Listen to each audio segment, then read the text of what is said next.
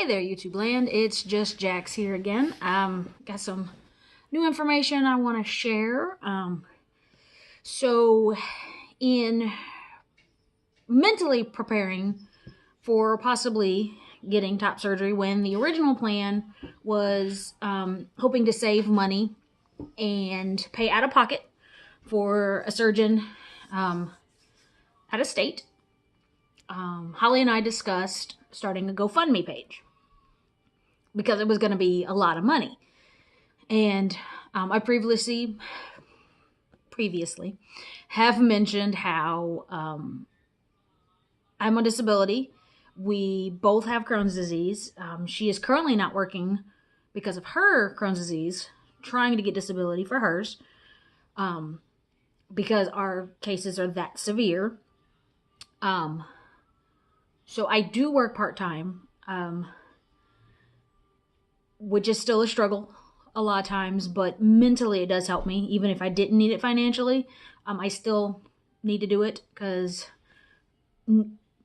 knowing you're sick and being sick are two different things. So for me, sitting around the house being sick and knowing I'm sick does a lot more harm to me than being sick and still functioning as much as I can. So that being said, asking for help from people, from trips to Walmart, carrying my groceries, allowing my friends, because I'm disabled, I can carry a backpack throughout Six Flags and on rides. Sometimes I have to hold it on the rides, but different things like that. There's times where my friends have volunteered to carry my backpack for me, and I've needed them to because, just the car ride to get there has been daunting for me because I've been that sick before. So luckily I have friends and family that pitch in and don't let me ask. But when I do ask, they come through very quickly because, like I said, being sick and knowing I'm sick and sitting by and being sick really do a number on me mentally. So for me to ask for help and to even consider doing a GoFundMe page, even Holly herself knew was a big deal for me to consider. So she told me, if that's what we need to do, that's what we need to do, if there's people that are willing to help.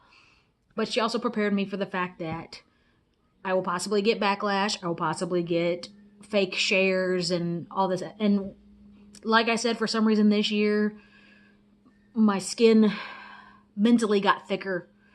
And that's fine. I've had some comments, just sharing some videos and stuff this year that I kind of just like, that's great. If that's how you feel, that's how you feel. When normally that would set me back a week or so mentally. So as I've said before, everything falls into place when it needs to. This is the time where my skin is the thickest mentally that I can handle things negatively, and including the fact that I might not get a single person to donate. That's a strong possibility. And that's fine. That's totally fine. There's been plenty of times where I wish I could help people and I can't. That's okay. But there's also been a lot of times when people have wanted to help me. And personally, I didn't have a way for them to help me. And luckily I've had people in other situations when I've barely gotten by making my bills with my disability that have helped me out of their pocket, from giving me gift cards to when they take me to Walmart Pay without me knowing and then say, here you go. I'm a blessed person. I'm a blessed person, period.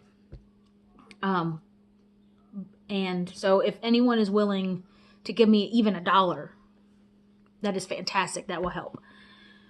And just for the sake of knowing the reason I might need help, yes, the surgery could possibly be funded 100% for every single piece of the surgery. We don't know yet. I have not gone to my consultation. In case that hasn't been made clear, the reason I do have a surgeon that takes my insurance, I'm listed as a new patient. They changed my old records in the system through their hospital to match my current name change, and all of that information. But I have not had a consultation because The receptionist said it would be easier if, that way I don't waste their time, they don't waste my time, that I get approved. I get all the approval letters that I need. So I need psychiatric or psychology, what the wording slips my mind. I know what I need though. I need a letter to say that I can mentally handle this. There's been years and years and years of me not even calling therapists because there's been the, what if I'm not trans enough? What if I'm not man enough? Someone judging me and how I feel about myself has always, I've curled up in a ball just calling a number, getting a voicemail, hanging up, and crying for hours. Just to get to that point to make a phone call for years was very, very hard. And now I'm just, since I started this channel, and a little bit before that, I'm just call after call after call. I do get discouraged and I might wait a few weeks or this, that, or the other, but it's not been how it's been. So this is lining up the way it's supposed to. And so I'm not afraid of the psychiatric help. Like I said, whether I was going to get approved for surgery or not, just starting testosterone, I knew I needed to do this just to keep myself in check and have a place to go for my feelings and to talk about everything, from someone that's not biased, someone whose feelings I might not hurt or this, that, or the other. I needed to take care of me in all of this. That's been the whole point of all of this, is to take care of myself. So I'm not scared of that. And a mutual friend said the other day, because her husband is also trans, we were talking about names and this, that, and the other. And she made the comment, she's like, you've always been Jax. She's like, I've never known you as anything else. She's like, people may call you she and this, that, and the other. She's like, but you've always been Jax. And I was like, I have. I said, I was very lucky in learning once I started. My name came from, it was originally the name that I decided that I was going to name my firstborn son. It was going to be named after my grandfather, whose name was Jackson, who had Jax on his license plate. And then at the time, the middle name was going to be Michael, after my father, whom I'm no longer in contact with. So when I needed a drag name a few years later, I was like, well, I have this name that who knows when I'll get to use it, because, just having a child naturally now is, not really in the cards. I can still have kids, but who knows when, and I could still name him Jackson. And as soon as everybody in the room heard the name, they were like, that's it. That's fantastic, So when I started, male performing, that became my stage name. So then, being seen on stage and, around the bar as male and then being called this name, it just fit and it clicked. So that's why that bar became home to me, because every time I stepped in there, I was Jax. I was Jackson. And then it started slipping out, everywhere else when those same people saw me out. And then I worked in a job that said I could use that name if I chose to, but it was in a call center. And I was like, with this voice, which is a little different now, but you've heard of it, like when I did the voice analyzer, I am female voiced. And I was like, with this voice, I can't get away with that, but I greatly appreciate it. And that was around the time when I started having everyone call me Jax. Anytime I met someone new, I was to be introduced as Jax, and I allowed, friends and family and others to call me my first name. And there's family that are still allowed to use family nicknames based on that name. My nieces being the main people. But then it slowly became any new people and going from there. And then if family could and would, to start phasing out my old name. And so there's a very select few people that still, even though I legally changed my name several years ago, use the name. So, really sidetracked. So for a lot of people, I have always been Jax. I've always been male. So, even if they say she and stuff like that, at least they were saying Jax. So, I'm not worried about the mental part now. I know who I am more than ever. I'm sticking up for myself more than ever. I really do think the testosterone has helped with that, because now I definitely know for a fact This is it. I've legally changed my name. I'm on testosterone. And as of today, the doctor that has seen me the longest in my entire life, my gastroenterologist, my GI, has given me his approval. He said, I don't think you need it, but I understand. Once I explained to him, I was like, you've seen me for 24 years. You've known me the longest. My Crohn's is my biggest health concern for everyone, myself, my family, and I would assume a new doctor, especially one that might not be familiar with this. Because, as Holly said, how many trans men with Crohn's and a colostomy bag do you know? So, and he totally got it. He's like, instead of a letter, I'm going to put it in your chart. So when they get your information, it's in your chart from now on that I'm good with this. He said, and better yet, he had his receptionist, his nurse, print it off for me. So I have a physical copy of the note in my chart. And his main concern was the fact that for the first time ever, my Crohn's medication is working for me. I have had Crohn's for 24 years. I have had 4 sections of my intestine resectioned. That means my intestine has been pulled out of me. I've had anywhere from 9 to a foot-long chunks of my small and large bowel cut off. They cut off the diseased part, which with my Crohn's, it inflames it. When it gets inflamed like that, food cannot pass through, so it's extremely painful. It can cause blockages, which means it blocks up, collects with stool.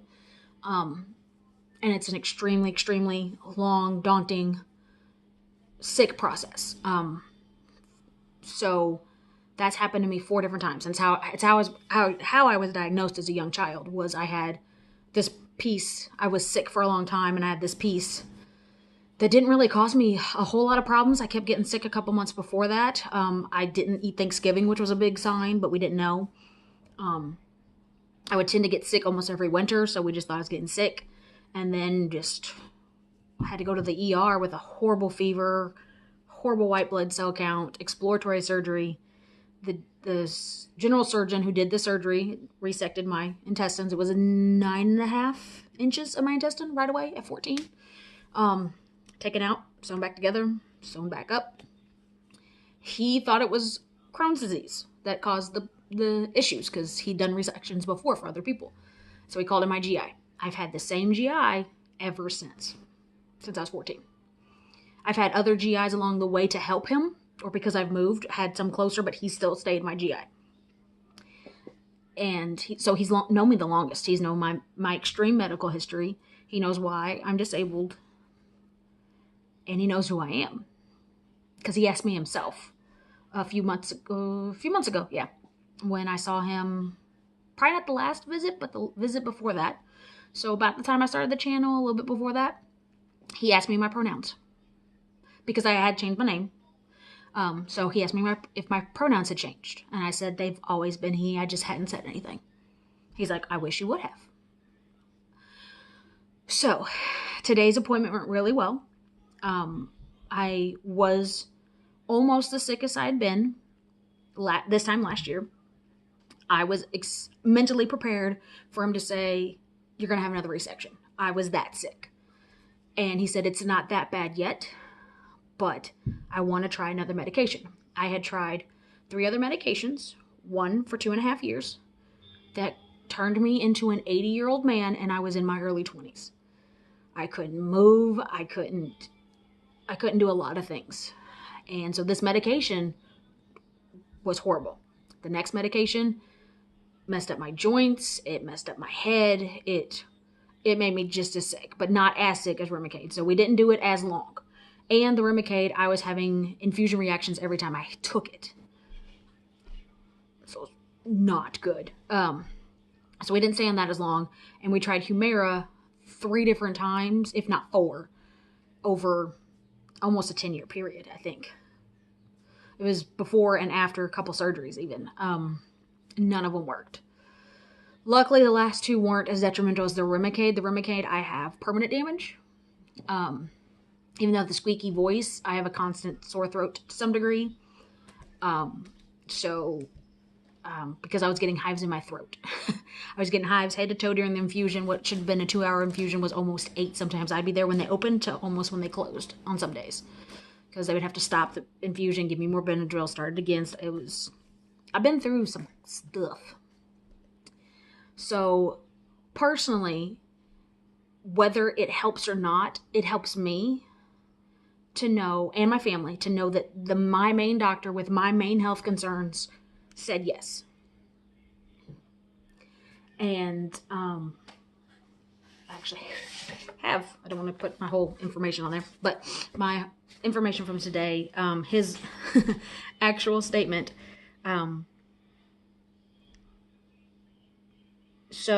Just before that point, it's just GI-wise has improved with adjustment of the Stelara dose.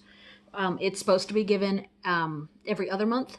After 6 months of no improvement, we moved it to once a month. So it's once every 28 days. Almost immediately. Greatly improved. And that was in October. And since then, I'm the best I've ever been. Like, I went from thinking I was going to have surgery and mentally prepared for it, and still really worried about that and worried that another medication wasn't working, to being off steroids for the first time in a year, to working almost full-time around the holidays, lifting huge and heavy boxes, and getting through all of that and not really realizing I did by the time it was over, to now starting testosterone and really feeling mentally and physically the strongest I've ever have. And it's not just the testosterone, it's this medication for the first time in my life. So in general is feeling better. And then, less symptoms, having more problems with arthritis, which it's still, I will take stiff hands and a messed up thumb over the Crohn's symptoms. So for now, it's not serious enough that we need to my hands aren't, like my knees, I would wake up and my knees would just be fluid on the Remicade. So it's not that, but I just wanted him to know. So, and then he mentioned my skin condition, which I've had, and that it's fine. So is excited about upcoming gender reassignment surgery. I see no contradiction in the terms of the Crohn's disease. We leave it to the surgeon's discretion as to whether, Imuran and Stelara need to be held to reduce the chances of post-operative wound infection. That's our main concern, Crohn's-wise, because my immune system doesn't work as properly. So we are worried. That's why I want to take 2 months off with this surgery in case there's complications and to make sure I have plenty of time to heal. If these are held, we will see the patient soon after surgery to restart the med at the appropriate time as deemed by the surgeon. Like, that's the best thing I could have got today.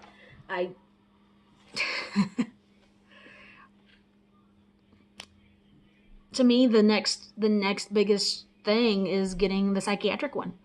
I still need another doctor.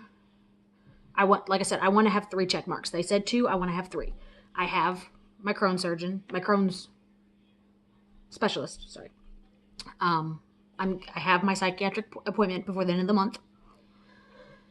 And then after that, which I think it's going to be no trouble at all, I'm going to ask the doctor's office where I'm getting my testosterone if they can provide the next letter. I see no reason that they can't. She knows exactly what's going on and that this would be another step. So I just don't know if I have to wait to my next appointment with her to get that done. If that's the case, that's June. And that's the middle of June. And that's when, even if I got all my ducks in a row, I was hoping to have all my letters before then and get my consult before then, because that's the earliest I wanted to have surgery. I have some things going on that I'm going to be really busy the end of May and the first 2 weeks of June, and so I don't want my surgery before then.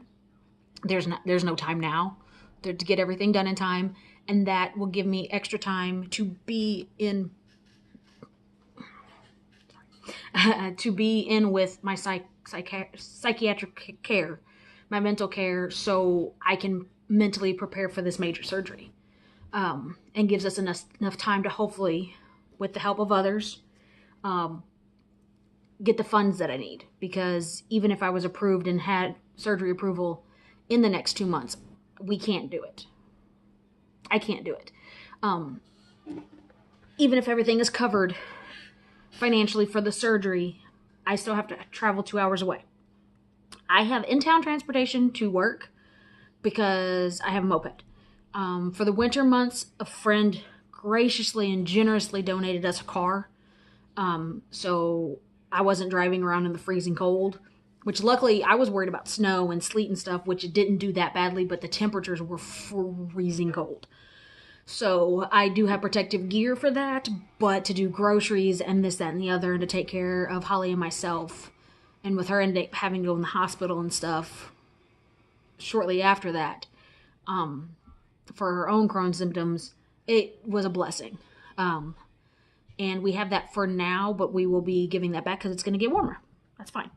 So, just transportation alone, we're either going to have to rent a car, pay to borrow someone's car or something, even if it's just for a couple of days.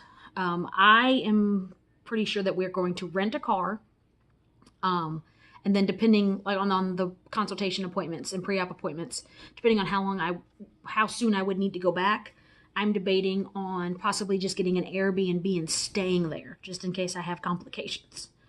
And that way, rent a car, give it up, use Uber or something, go up a day ahead of time, get groceries and all that to stay, and this, that, and the other, whether it's 2 or 3 days or up to 5.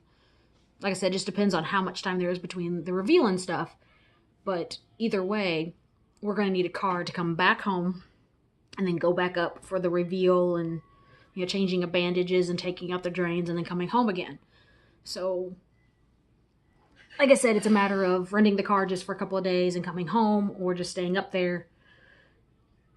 Either way, rental of car, Airbnb at least 2 to 3 days, even if it's just for the surgery. Even if I'm discharged day of, I'm not gonna want to come home on a 2-hour car ride. I want to stay 1 or 2 days, because I heard the first 2 days is the roughest. So, and we don't have a recliner at home, and that's what a lot of people sleep in the first 2 days. We have we have a pretty big chair, but I don't have a comfortable way to extend my legs even when I'm sitting there. And I'm one of those people that because of my hips and stuff, I have to extend my legs. So sometimes even just sitting in that chair is really hard. And I don't know that, because the couch is more cramped, I don't know if that would be comfortable. So I want a hotel room or an Airbnb with a recliner for those first couple of days, instead of coming home. So there's a lot of expenses. My Amazon wish list is probably a couple $100 right now. Less than 2 for sure. But it's a really good neck pillow. That's a memory foam one. Because like I said, a lot of people sleep in those in the recliner, let alone coming home and just sitting at home. I don't know the technical name for it, but I have this kind of like, not a body pillow, but it's like a recliner pillow that's, the body and then the arms. So then I can just sit up, and we have plenty of other pillows and stuff, but, just for extra support and comfort. So because I can't reach around and keep readjusting my pillows. We're also in the process, Holly moved here from Maryland, and a lot of her stuff is still there. So we're in the process of getting her stuff sent here, which we're not asking money for. We already had that worked out, but we want to make sure that we get her bed.